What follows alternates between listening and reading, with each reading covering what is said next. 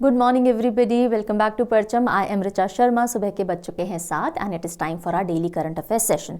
हम जो session cover करते हैं उसमें न सिर्फ करंट पर साथ में स्टैटिक इन्फॉर्मेशन भी इंक्लूड करते चलते हैं, इसीलिए सेशन आपका 30 मिनट्स के अंडर नहीं पर 30 मिनट से 40 मिनट्स के बीच का होता है।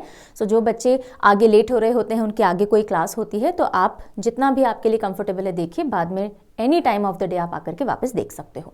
ठीक है जी, चलिए आज क्या तारीख है? आज है 13 of January, 13 January 2024। Hindu calendar के हिसाब से पौष महीना चल रहा है, शुक्ल पक्ष चल रहा है, यानी अभी जो चांद है वो बढ़ेगा धीरे धीरे और द्वितीय तिथि है, यानी कि आज चांद थोड़ा सा कंपैरेटिवली कल से बड़ा दिखने वाला है। ऑल राइट, चलिए आगे बढ़ें। उससे पहले आपको डेली सीए पीडीएफ की इन्फॉर्मेशन दे देते हैं। जो भी हम पढ़ते हैं रोज उसका पीडीएफ फ्री में आपको टेलीग्राम पे और परचम ऐप के फ्री मटेरियल सेक्शन दोनों जगह अवेलेबल करवाया जाता है। अगर टेलीग्राम से दिक्कत आती है तो ऐप से जाकर के आप ले सकते हो। इंग्लिश वाला पीडीएफ आपको सेशन के साथ ही मिल जाता है, हिंदी वाला बाय 11 o'clock आपको मिल जाता है। ठीक है, जो बच्चे वीकली या मंथली करंट अफेयर मैगजीन ढूंढ रहे होते हैं तो प्लीज टेलीग्राम पे नहीं मिलती है ना ऐप पे मिलती है, ये आपको parchamclasses.in वेबसाइट पे अवेलेबल करवाई जाती है, वहां से आप एक्सेस कर सकते हो। प्रॉपर्ली ऑर्गेनाइज्ड और अच्छे से सारी चीजें असेंबल करके मिलती हैं। वीकली सिर्फ इंग्लिश में मिलती है, मंथली इंग्लिश और हिंदी दोनों में अवेलेबल करवाई जाती है।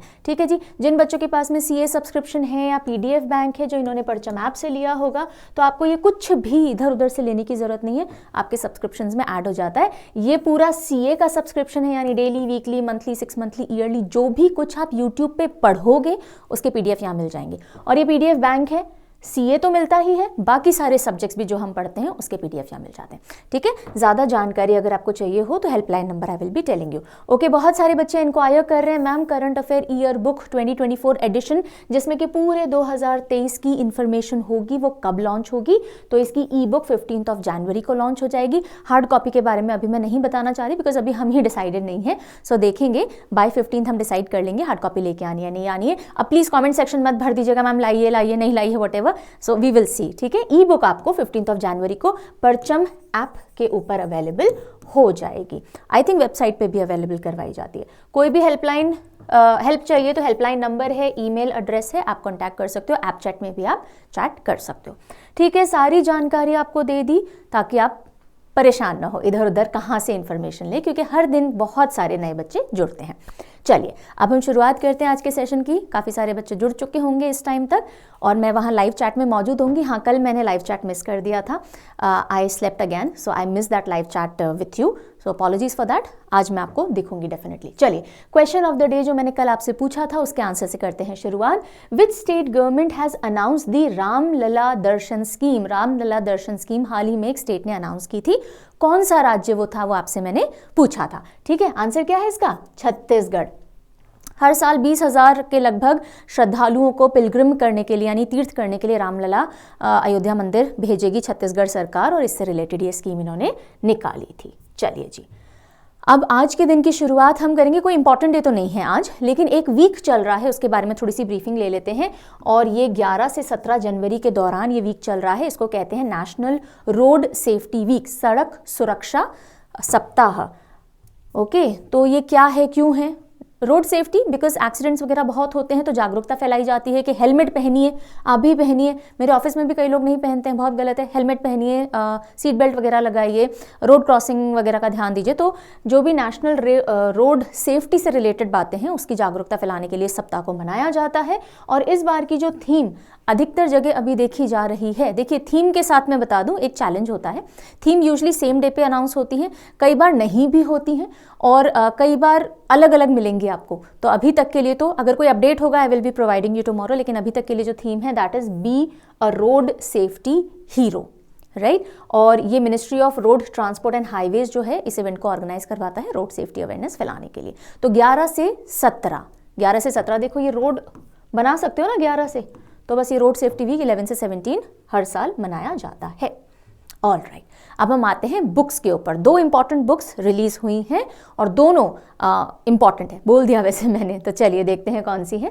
पहली किताब जो आप देख रहे हो उसका नाम है inspirations for graphic design from India. जो भी ग्राफिक डिज़ाइन हम देखते हैं ना, यूजुअली इंडिया के कल्चर से जुड़ी हुई कम देखी जाती हैं और जो चली आ रही हैं उन्हीं को ज़्यादा यूज़ किया जाता है। तो उसी के कॉन्टेक्स्ट में एक किताब लिखी गई है। किसने लिखी है? जया जेटली और को ऑथर हैं professor Dimple Bahl. So Jaya Jaitley and Dimple Bahl ji ने मिलकर के एक किताब लिखी है, inspirations for graphic design from India. जो भी ग्राफिक डिज़ाइन वगैरह कर रहे हो, इंडिया से लीजिए ना इंस्पिरेशन। हमारी इतनी सारी फोक आर्ट, ट्राइबल आर्ट, हमारे कल्चर से जुड़ी हुई इतनी आर्ट हैं, उनको यूज़ करके आप अपनी ग्राफिक डिज़ाइनिंग का हिस्सा बनाइए। और ये जो डिम्पल बहल जी हैं, ये NIFT यानी national institute of fashion technology में प्रोफेसर हैं। और इस किताब को पब्लिश किसने किया है? अर्थशिला ट्रस्ट ने। कुछ केसेस में पब्लिशर्स पूछ लिए जाते हैं, इसलिए मैं इंफॉर्मेशन दे रही हूँ। जो थोड़े सिंपल लेवल के एग्जाम होंगे ना, जैसे अगर आप बीएड शीएड दे रहे हो, शीएड तो नहीं होता, बीएड अगर आप दे रहे हो या फिर कोई भी छोटा एग्जाम दे रहे हो, तो उसमें पब्लिशर पूछे जाने के चांसेस कम होते हैं। लेकिन अच्छे लेवल का वनडे एग्जाम हो तो पब्लिशर ध्यान रखेंगे आप। इस बुक का वैसे मैंने मेन बात आपको बता दी, फिर भी देख लेते हैं कि क्यों ग्राफिक डिज़ाइन को इंडियन क्राफ्ट ट्रेडिशंस की तरफ मुड़ना चाहिए, देखना चाहिए। बिकॉज हमारे बहुत सारे रूरल क्राफ्टमैन हैं जिनमें बहुत सारी कला है, उनको हम ग्राफिक डिज़ाइन के अंदर शुमार करें। तो बुक का नाम है inspirations for graphic design from India. Jaya Jaitley और साथ में बहल जी हैं, तो डिम्पल बहल ने मिलकर के किताब लिखी है। ओके, मोदी जी से जुड़ी हुई कोई भी किताब हो आपके एग्जाम के लिए बहुत इंपॉर्टेंट हो जाएगी। किताब का नाम है मोदी एनर्जाइजिंग अ ग्रीन फ्यूचर। सो मोदी एनर्जाइजिंग अ ग्रीन फ्यूचर बुक रिलीज्ड। अब किसने एडिट की है? ये लिखी नहीं है, इसमें बहुत सारी चीज़ें जब शामिल की जाती हैं, किसी ने अपनी मन से कुछ नहीं लिखा है तो उसको एडिटेड कहा जाता है, ऑथर्ड नहीं कहा जाता। सो यूनियन मिनिस्टर भूपेंद्र यादव, पूछ लूँ आपसे अगर मैंने दिया नहीं है तो नहीं दिया है, बताइए ये कौन सी मिनिस्ट्री को हेड करते हैं? ये छोटी छोटी बातें ना साथ में करते चला कीजिए तो आपको याद रहेगा कौन से यूनियन मिनिस्टर किस मिनिस्ट्री के हैं। So union minister Bhupender Yadav ji ने लॉन्च की है ये किताब। लॉन्च की यानी इसको अनवील किया है, क्या बोलेंगे, और लॉन्च किया है, जिसका टाइटल है मोदी एनर्जाइजिंग अ ग्रीन फ्यूचर। ये किताब 3 लोगों ने मिलके एडिट की है। मतलब इसके अंदर जो भी कुछ कंपाइलेशंस वगैरह करने थे वो 3 लोगों ने मिलके किए हैं, अनिर्बन गांगुली, बिबेक देब्रॉय एंड RK पचनंदा जी। तो इन तीनों का नाम आपको थोड़ा ध्यान रखना है, ये एडिटर्स हैं। किताब पब्लिश किसने की है? इंपॉर्टेंट हो जाएगा, पेंटागन प्रेस ने। क्योंकि ऑथर्स नहीं हैं, एडिटर्स हैं, तो पब्लिशर का नाम आप ध्यान रखोगे, पेंटागन प्रेस ने की है, in collaboration with doctor Shyama Prasad Mukherjee research foundation. ये लेकर के आए हैं किताब मोदी एनर्जाइजिंग अ ग्रीन फ्यूचर। और इसके अंदर क्या बात की गई होगी? भाई मोदी जी का जो विजन है, कैसे ग्रीन और सस्टेनेबल फ्यूचर हमको बनाना है भारत के कॉन्टेक्स्ट में, उसके ऊपर इसमें चर्चा की गई है। ठीक है, तो RK पचनंदा जी हो गए, अनिर्बन गांगुली और बिबेक देब्रॉय, राइट। ओके, आगे चलते हैं। अगली जो न्यूज़ है वो एक अपॉइंटमेंट से रिलेटेड है।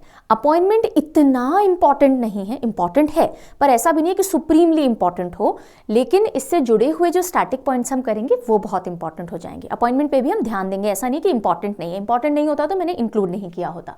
देखेंगे न्यूज़, शीलवर्धन सिंह, क्या नाम है इनका? Sheelvardhan Singh appointed a UPSC member. Chairperson होते तो सुप्रीमली इंपॉर्टेंट हो जाता है, ये मेंबर हैं।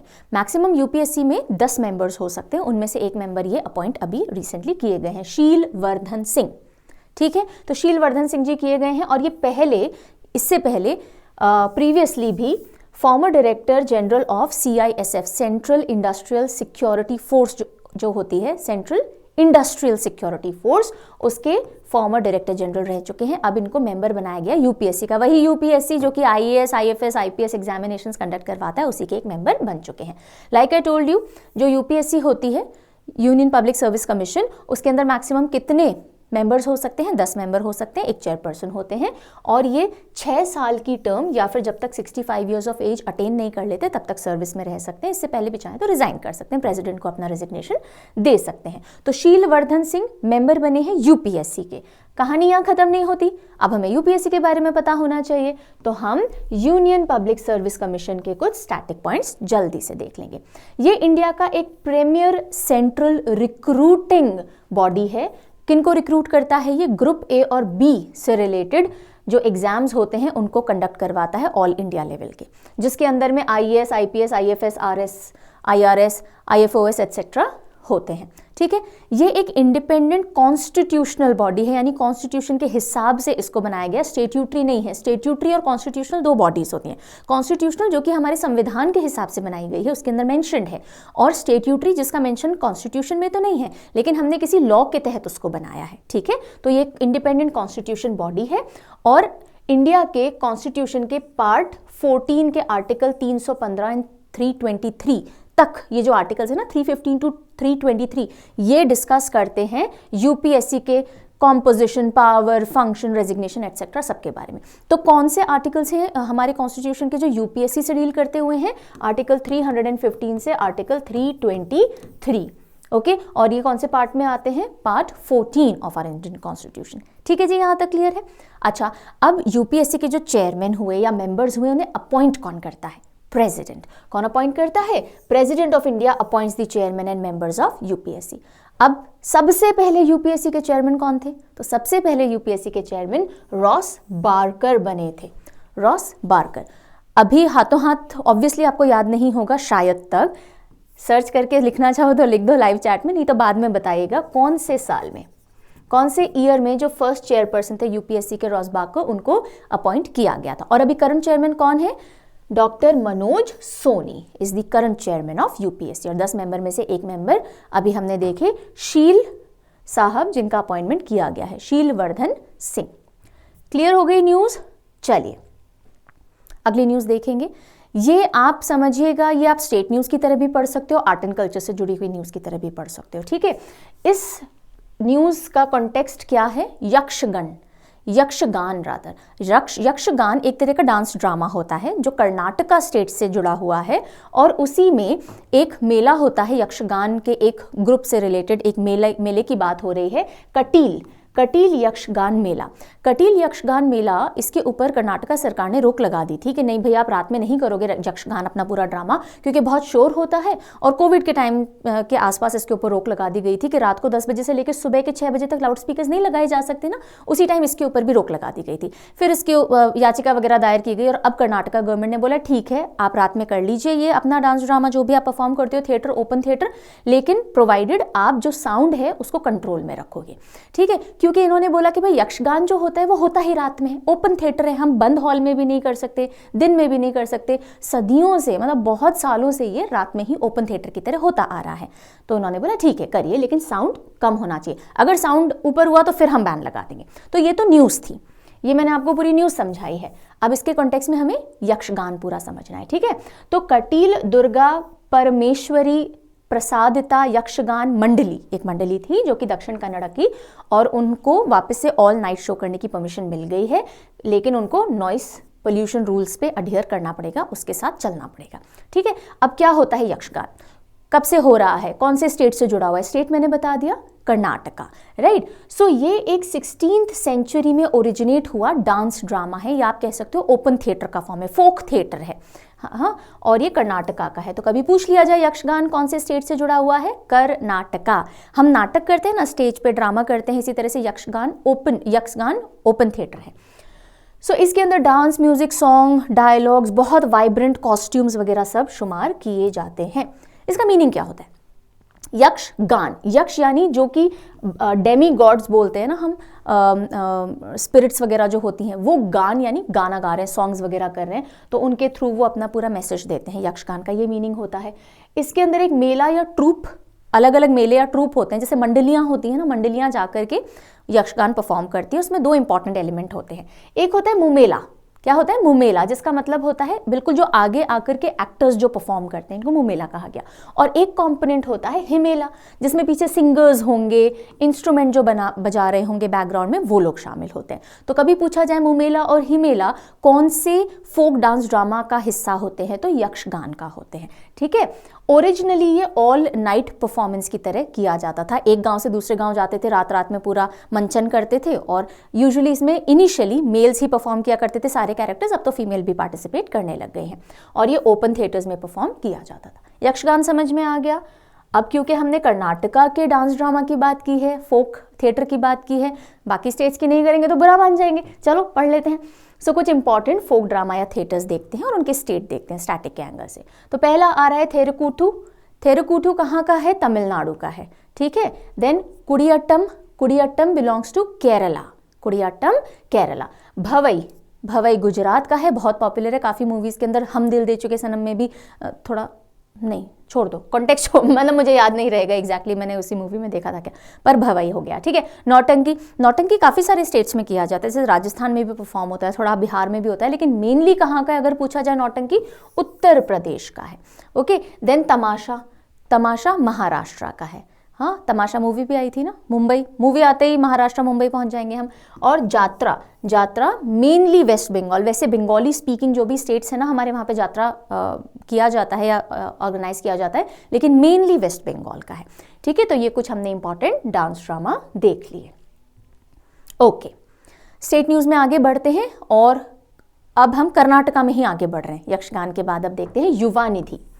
युवा निधि स्कीम है जो जब सरकारें एक अपना प्रमोशन कर रही होती है ना, तो उस समय बहुत सारे प्रॉमिसेस करती हैं, तो एक प्रॉमिस किया गया था युवा निधि स्कीम लाने का, और उसको अब कर्नाटका स्कीम सरकार ने लॉन्च कर दिया है, कांग्रेस की सरकार है यहाँ पे। तो इसके तहत जो भी ऐसे ग्रेजुएट्स हैं या डिप्लोमा होल्डर्स हैं जिन्होंने अपनी डिग्री डिप्लोमा कर लिया है लेकिन 6 महीने तक भी उनको जॉब नहीं मिला है, तो उनको कोई ना कोई फाइनेंशियल असिस्टेंस दी जाएगी। जैसे कि जो अंडर अनएम्प्लॉयड ग्रेजुएट्स हैं उनको हर महीने 3,000 रुपये मिलेंगे, जो अनएम्प्लॉयड डिप्लोमा होल्डर्स हैं उनको 1,500 पर मंथ मिलेगा। जीवन भर मिलेगा क्या? नहीं, मैक्सिमम 2 साल तक मिलेगा, बस यही ये स्कीम है युवा निधि।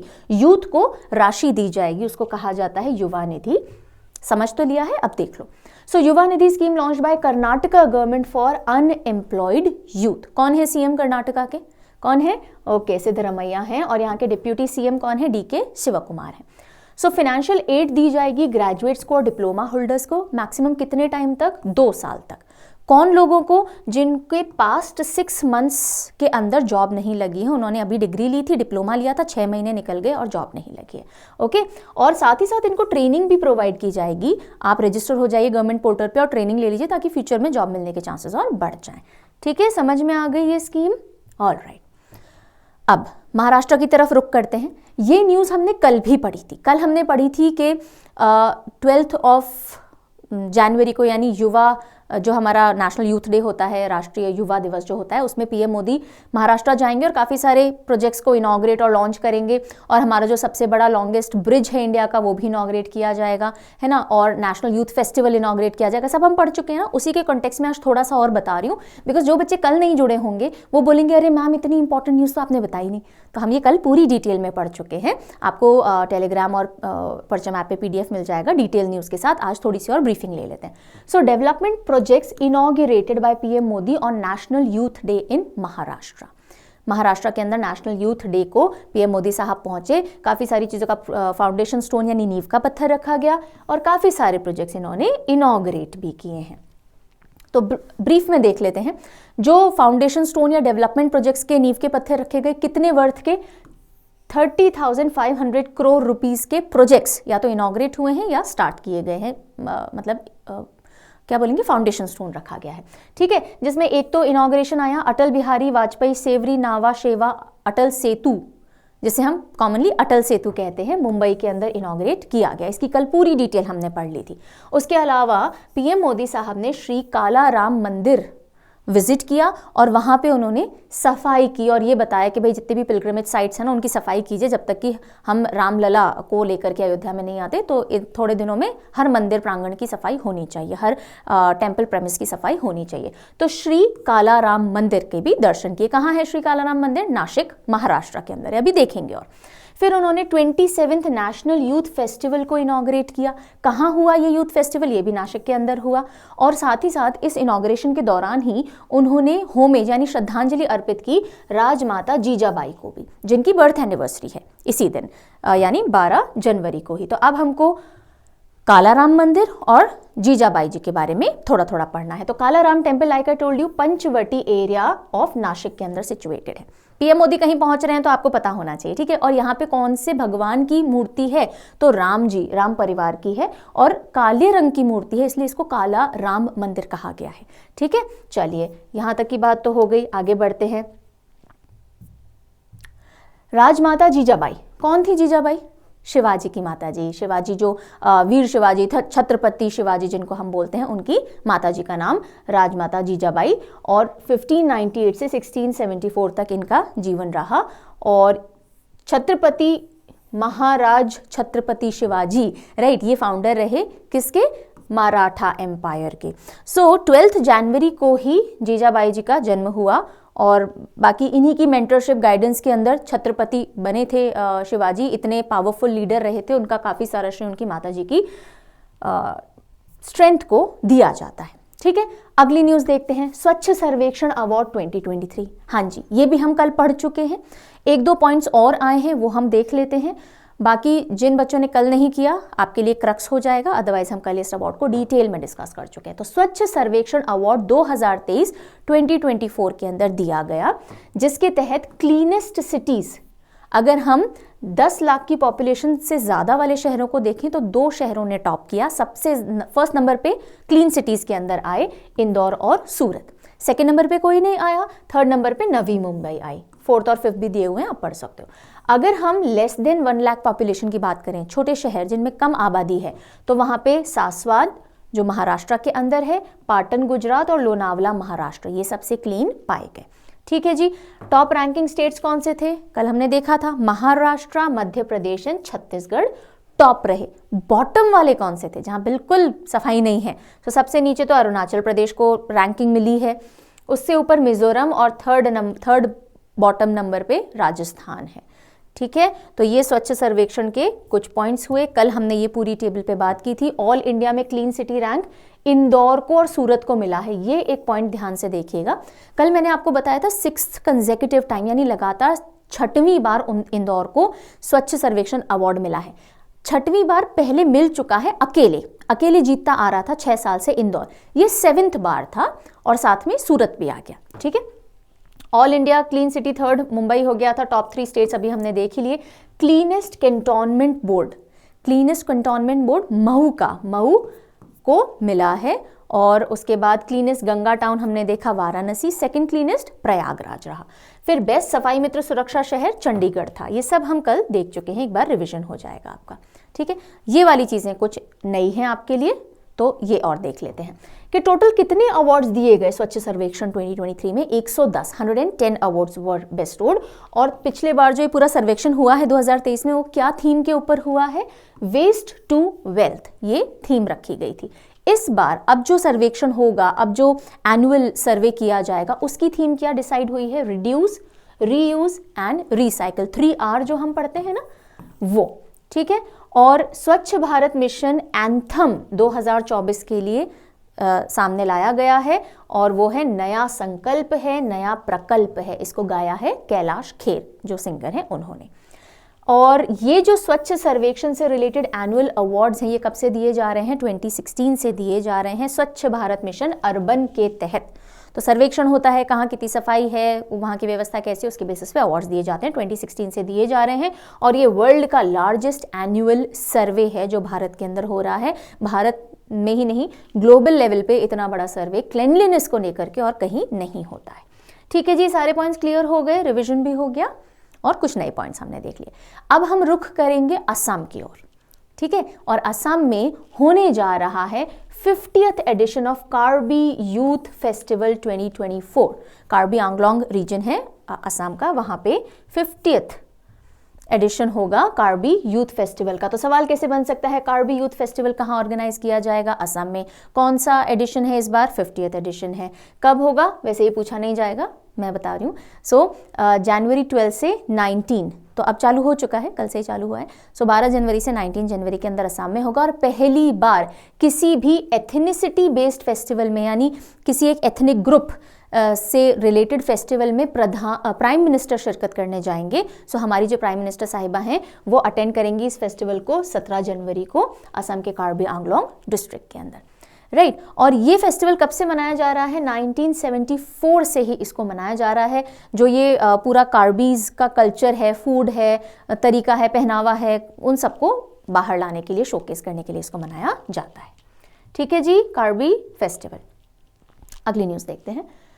अब हम थोड़ा नेशनल कैटेगरी ऑफ न्यूज़ पे चल रहे हैं। Budget session of parliament to begin from 31 January, तो 31 जनवरी से बजट सेशन चालू हो रहा है। और न्यूज़ तो इतनी सी है, ये कुछ स्टैटिक देख लो कि भाई कितने सेशंस होते हैं। तो हमारे 3 तो मेजर सेशंस होते हैं, एक बजट सेशन होता है, फिर मॉनसून सेशन, विंटर सेशन, यानी बजट सत्र, मॉनसून सत्र और विंटर सत्र, यानी सर्दी वाला सत्र, ठीक है। इसको हिंदी में कुछ बोलते हैं, क्या बोलते हैं, लिखिएगा कमेंट सेक्शन में। ऑलराइट, और अगर कभी कभी नीड होती है तो स्पेशल सेशन भी कॉल किया जा सकता है। बजट सेशन की बात करें तो जनवरी एंड से अप्रैल एंड और मई फर्स्ट वीक तक ये चलता है, और ये लॉन्गेस्ट सेशन होता है और फर्स्ट सेशन भी होता है। किसी भी सत्र का सबसे पहला सेशन बजट सत्र होता है। और मॉनसून सेशन जुलाई से अगस्त सितंबर तक सेकंड सेशन होता है, 3 वीक्स तक रहता है। नवंबर दिसंबर में विंटर सत्र होता है, ओके, और ये थर्ड सेशन हो जाता है। कुछ इंपॉर्टेंट फैक्ट्स देखेंगे स्टैटिक के एंगल से बजट से रिलेटेड। वर्ड जो बजट है वो कौन से भाषा के शब्द से लिया गया है, तो एक फ्रेंच वर्ड है बुगेट, और उससे लिया गया है, जिसका मतलब होता है अ बैग। सो बैग लेकर के जाया जाता है ना, जिसके अंदर बजट से रिलेटेड सारे पेपर्स होते हैं, तो बुगेट वर्ड से आया है बजट। इंडिपेंडेंट इंडिया का सबसे पहला यूनियन बजट, जब हम आज़ाद हो गए उसके बाद सबसे पहला जो यूनियन बजट पेश किया गया, वो कब पेश किया गया? 26 नवंबर 1947 को आर.के. शनमुखम चेट्टी जी ने इसको प्रेजेंट किया था।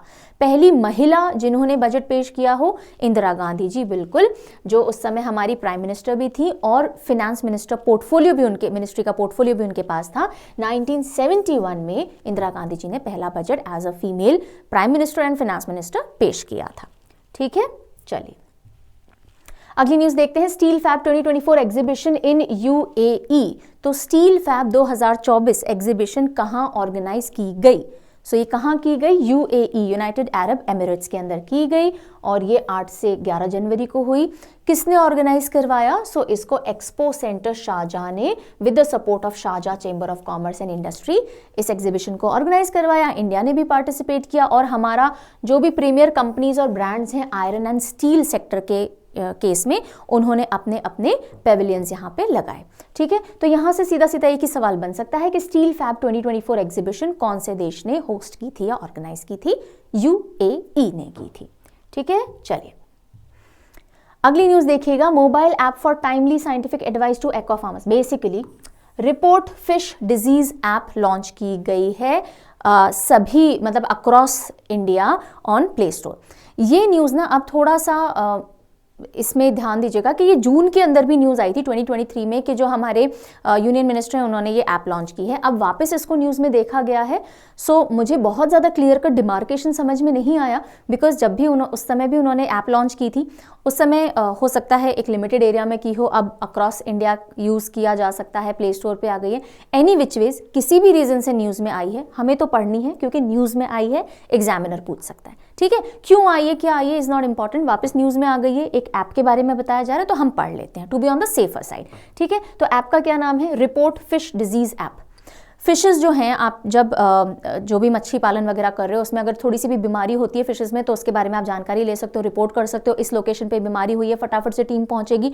तो जो एक्वाकल्चर वाला या फिर जो फिशरीज इंडस्ट्री है उसको बूस्ट मिलेगा, क्योंकि एक मच्छी के अंदर बीमारी होती है तो बहुत जल्दी पूरा का पूरा लॉट खराब हो जाता है, मर जाता है, राइट। और इसको प्रधानमंत्री मत्स्य संपदा योजना के तहत इस ऐप को लॉन्च किया गया है। और इस योजना का क्या ऑब्जेक्टिव है? ऑब्वियसली हमारी फिशरी इंडस्ट्रीज को, एक्वाकल्चर इंडस्ट्रीज को बूस्ट करना। So report fish disease mobile app to monitor fish disease launched, इसको लॉन्च कर दिया गया है। इसका मेन काम है मॉनिटर करना और ट्रेस करना फिश की डिजीजेस को थ्रू आउट द कंट्री, और इंडिया के एक्वाकल्चर सेक्टर को और बढ़ावा देना। ठीक है, जो जितनी भी क्रूशियल इंफॉर्मेशन है, कहाँ पे ये बीमारी हुई है, कौन सी स्पीशीज अफेक्ट हुई है, क्या सिम्टम है, इमेजेस आप डाल सकते हो, रैपिड रिस्पॉन्स और एक्यूरेट डायग्नोसिस वगैरह में सब में मदद इस ऐप के थ्रू जो फार्मर्स हैं फिशरीज में इन्वॉल्व उनको मिल जाएगी। और इसको इंट्रोड्यूस किसने किया है? NSPAAD प्रोजेक्ट के तहत जो प्रधानमंत्री मत्स्य संपदा योजना है उनके अंडर में चल रहे एक प्रोग्राम है, उस प्रोजेक्ट है, उसका नाम है NSPAAD। उसके तहत इस ऐप को लॉन्च किया गया। What is this NSPAAD?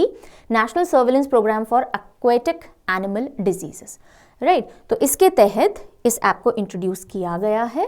And ये जो CIFT एक और बॉडी है, इसको भी ध्यान दीजिएगा, ये इस NSP-AAD प्रोजेक्ट में साथ में कोऑपरेट कर रही है। सो ये CIFT यानी central institute of fisheries technology, ये एक सेंट्रल इंस्टीट्यूट हो गया। सेंट्रल इंस्टीट्यूट के हेडक्वार्टर हमें पता होने चाहिए, राइट, एग्जामिनेशन में पूछे जाते हैं। तो इसका हेडक्वार्टर कहाँ है? केरला के अंदर है, ठीक है, ऑलराइट। सो इसको ऐप को डेवलप किसने किया है? लॉन्च तो हमने देख लिया, राइट, डेवलप किसने किया है? ICAR के national bureau of fish genetic resources Lucknow ने इसको डेवलप किया है।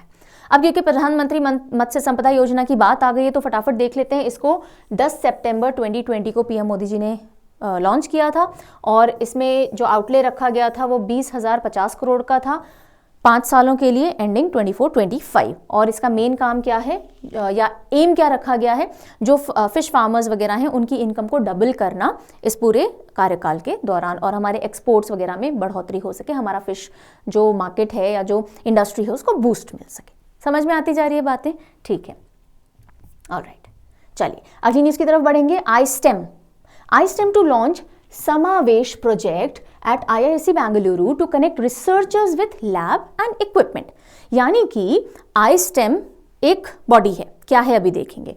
ये लॉन्च करेगी एक प्रोजेक्ट जिसका नाम क्या है? समावेश प्रोजेक्ट लॉन्च करेगी। कहाँ लॉन्च करेगी? IISc Bengaluru, Indian institute of science Bengaluru के अंदर जो है वहाँ। क्यों करेगी भाई? ताकि जो रिसर्चर्स हैं और जो लैब्स हैं, जो साइंस लैब्स वगैरह हैं जहाँ एक्चुअली में लैब में वर्क होता है, और जो एक्चुअल बड़े बड़े रिसर्चर्स हैं वो आपस में कोलैबोरेट कर सकें।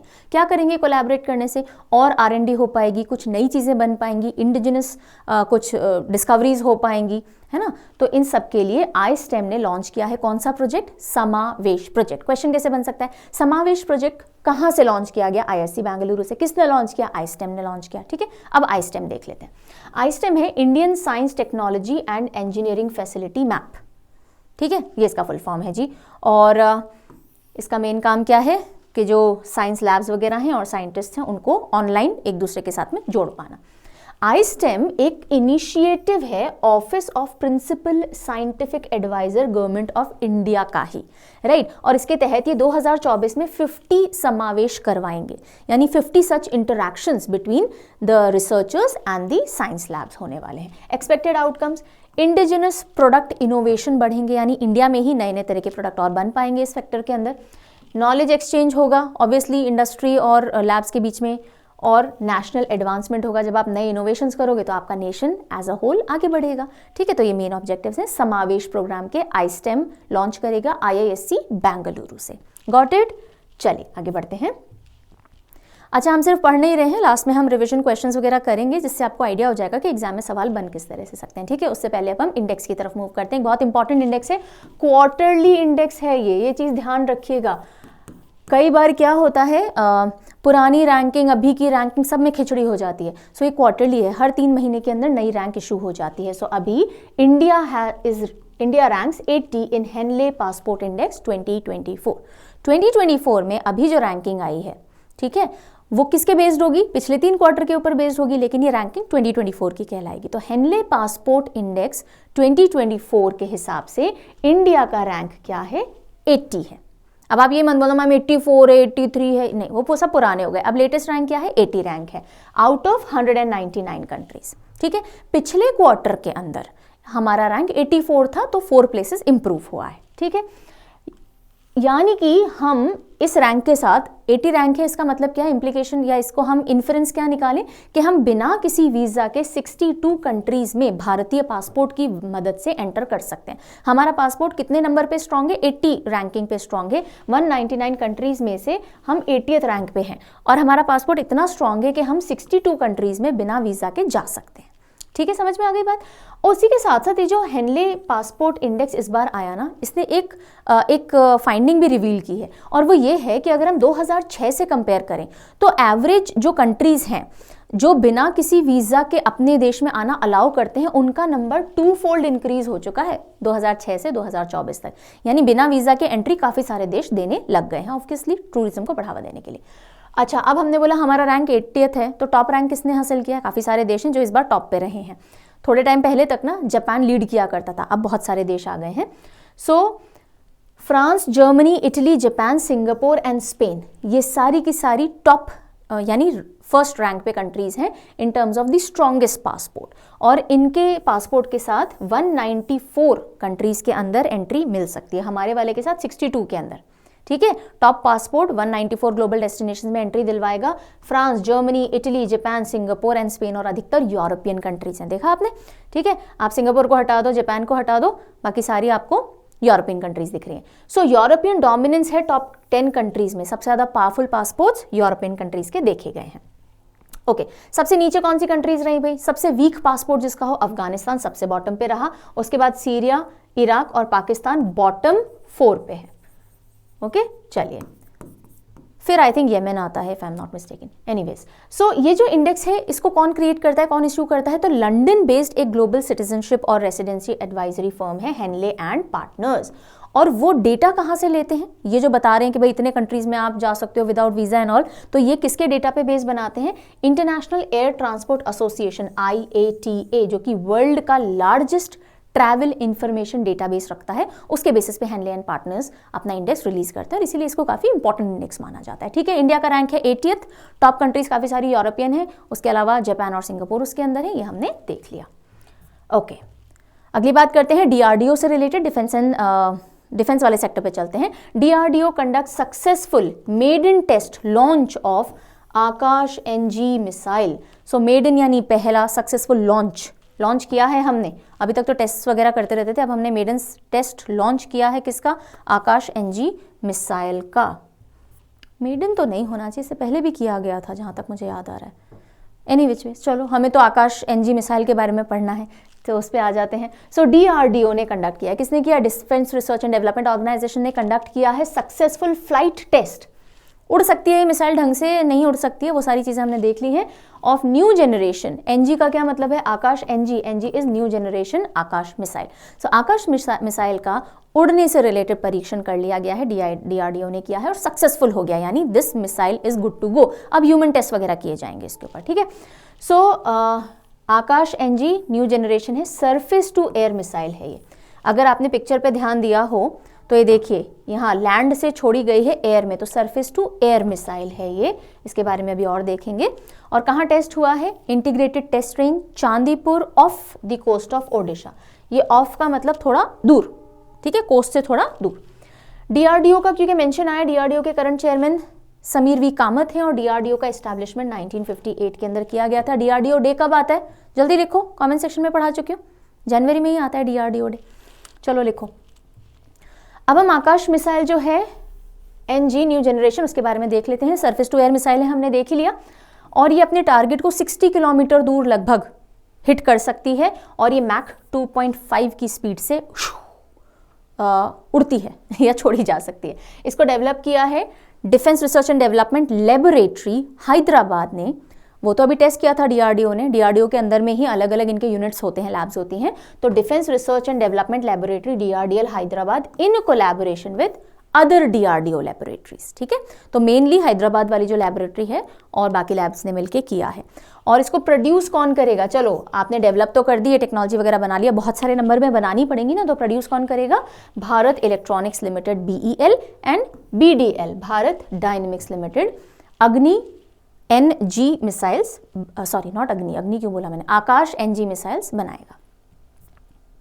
चलिए, अगली जो न्यूज आ रही है, ये मुद्दा हम पहले पढ़ चुके हैं और आपने पिछले महीने भी पढ़ा होगा फॉर दैट मैटर, पर अभी उसके ऊपर थोड़ा डेवलपमेंट हुआ है, तो हम जल्दी से देख लेते हैं, इसके बाद हमारा रिवीजन सेक्शन चालू हो जाएगा। Appointment of CEC and EC, chief election commissioner और इलेक्शन कमिश्नर्स के अपॉइंटमेंट से रिलेटेड एक कानून लाया गया था। ठीक है, और उस कानून के ऊपर एक PIL यानी पब्लिक इंटरेस्ट लिटिगेशन, एक याचिका दायर कर दी गई थी कि भाई नहीं, इस कानून को रोक दिया जाए क्योंकि ये कानून ठीक नहीं है ना, जस्टिस नहीं देता। तो उसके ऊपर सुप्रीम कोर्ट ने अब उस PIL के ऊपर अपना फैसला सुनाया और उन्होंने रिफ्यूज किया है to stay the new law. उन्होंने बोला हम स्टे तो नहीं लगा सकते इस लॉ पे, हम इसको रद्द नहीं कर सकते कि नहीं भैया ये लॉ लागू नहीं होगी, लेकिन हाँ सुप्रीम कोर्ट ने नोटिस इशू कर दिया है कि हम इससे रिलेटेड हियरिंग यानी अब केस चालू कर लेंगे अप्रैल के अंदर। तो अब ये लॉ आनी चाहिए, नहीं आनी चाहिए, कैसे आनी चाहिए, नहीं आनी चाहिए, अब आप केस लड़ो।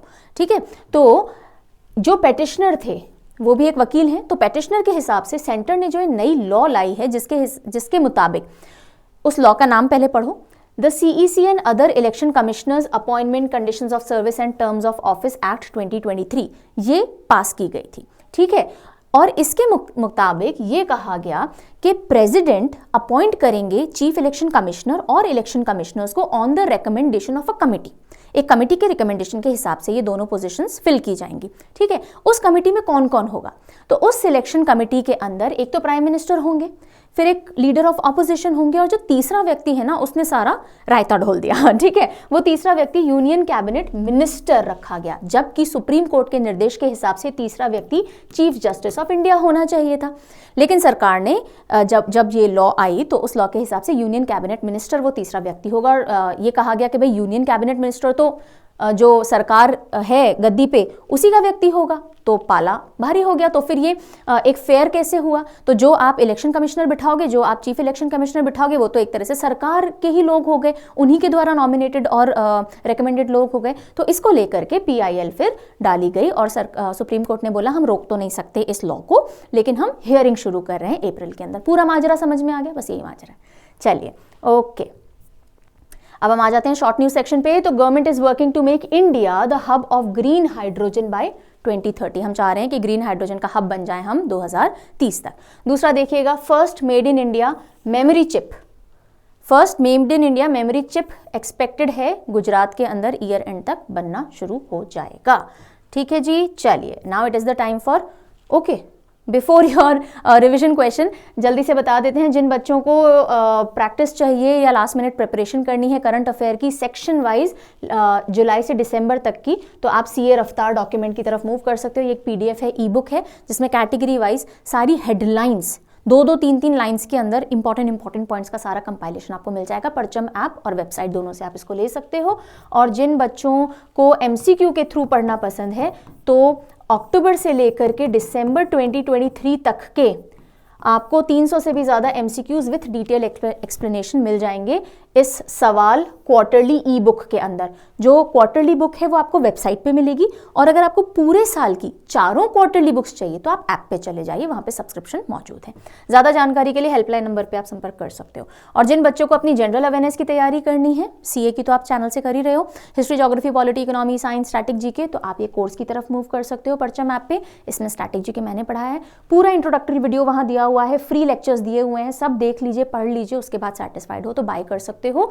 रिचा 20 कोड लगाने से इंस्टेंट 20% ऑफ मिलेगा। बहुत और भी बहुत सारे डिस्काउंट्स अवेलेबल होते हैं, ऐप पे चेक कर लीजिए, ठीक है जी। चलिए, अब आते हैं हमारे रिवीजन क्वेश्चंस की तरफ। जल्दी जल्दी आंसर करना शुरू कीजिए। Which cantonment board was recognised as cleanest in Swachh Survekshan award 2023? कौन सा कंटोनमेंट बोर्ड है भाई? छावनी बोर्ड है जिसको क्लीनेस्ट कंटोनमेंट बोर्ड का अवार्ड मिला है अभी स्वच्छ सर्वेक्षण के अंदर। बताओ कौन सा आंसर है? मऊ। कहाँ पर है भाई ये मऊ? कौन से स्टेट के अंदर है ये कंटोनमेंट बोर्ड? ये भी लिख दो, देखूं थोड़ा बहुत पता है आजू बाजू का या नहीं पता है। Who has been appointed as a member of UPSC recently? Who has been appointed recently? हाल ही में UPSC के मेंबर के रूप में किसे अपॉइंट किया गया है? इन चार ऑप्शंस में से क्या है वो आंसर? शीलवर्धन सिंह जी को किया गया है। अगला क्वेश्चन देखेंगे। What is India's rank in Henley Passport Index 2024? Henley passport index 2024 की जो रैंकिंग अभी आई है सामने, इंडिया का क्या रैंक है? इंडिया का रैंक 80 है। Very good. ऑलराइट, अगला क्वेश्चन देखेंगे। In which country is the steel fab 2024 exhibition organised? Steel fab 2024 exhibition कहाँ ऑर्गेनाइज की गई? कौन से देश के अंदर की गई थी, जिसमें इंडिया ने भी अपने पवेलियन लगाए थे? UAE ने। ओके, ठीक है। Which institute is hosting the launch of समावेश प्रोजेक्ट बाय iSTEM? iSTEM का जो समावेश प्रोजेक्ट है उसको कौन सा इंस्टीट्यूट होस्ट करेगा, यानी किसके साथ मिलकर के प्रोजेक्ट होगा? हमने पढ़ा था IISc Bengaluru, Indian institute of sciences Bengaluru के साथ। Which town secured top rank for being cleanest? Ganga town. Ganga नदी के किनारे बसे हुए जितने भी टाउन्स हैं, शहर हैं, उनमें से सबसे साफ क्लीनेस्ट गंगा टाउन का अवार्ड किसने जीता अभी हाल ही में स्वच्छ सर्वेक्षण के अंदर? बताइए।